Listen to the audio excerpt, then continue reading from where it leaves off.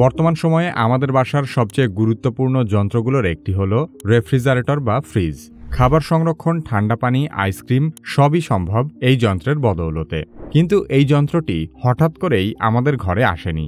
এই আবিষ্কারের পেছনে আছে হাজার বছরের প্রচেষ্টা, নানা ধরনের ব্যর্থতা আর অনেকগুলো মানুষের কঠোর পরিশ্রম।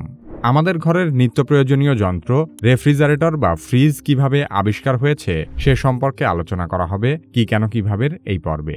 কি কেন কিভাবে চ্যানেলে আপনি নতুন হলে অনুরোধ করব সাবস্ক্রাইব করে বেল আইকনটিতে ক্লিক করুন।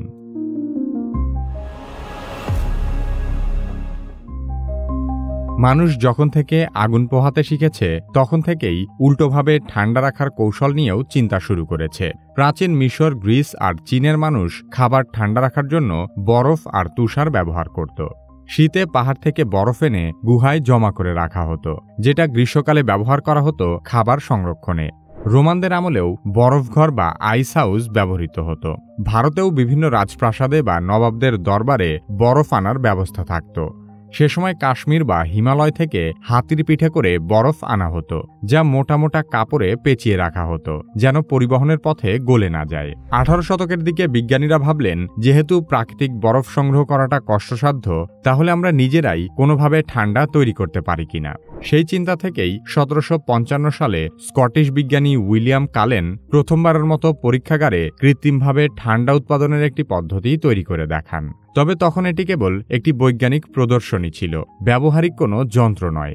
এরপর 1834 সালে আমেরিকান উদ্ভাবক জ্যাকব পারকিন্স ভ্যাপর কম্প্রেশন পদ্ধতিতে বিশ্বের প্রথম কৃত্রিম রেফ্রিজারেটর আবিষ্কার করেন, যদিও সেই যন্ত্রটিও তেমন জনপ্রিয় হয়নি। রেফ্রিজারেটরের মূলনীতি হল এক ধরনের বিশেষ গ্যাসকে কম্প্রেস বা সংকুচিত করে প্রথমে তরল করা হয়। তারপর সেই গ্যাসকে আবার এক্সপান্ড বা বিস্তার করতে দিলে তা আশেপাশের তাপ শুষে নেয় এবং সেখান থেকেই ঠান্ডা তৈরি হয়। 1876 সালে কার্ল ভন লিন্ড নামের এক জার্মান প্রকৌশলী এই ধারণাটি পরিপূর্ণভাবে ব্যবহার করেন। তিনি প্রথম শিল্প কারখানায় ব্যবহারযোগ্য রেফ্রিজারেশন প্রযুক্তি চালু করেন। তবে গৃহস্থালিতে ব্যবহারের জন্য সর্বপ্রথম কার্যকর এবং নিরাপদ ফ্রিজ বাজারে আসে 1913 সালে। সেই ফ্রিজের নাম ছিল ডোমেলরি, যার অর্থ ডোমেস্টিক ইলেকট্রিক রেফ্রিজারেটর। পরবর্তীতে 1927 সালে general electric company monitor top নামের রেফ্রিজারেটর বাজারে নিয়ে আসে, যা তৎকালীন সময়ে ব্যাপক জনপ্রিয় হয়ে ওঠে।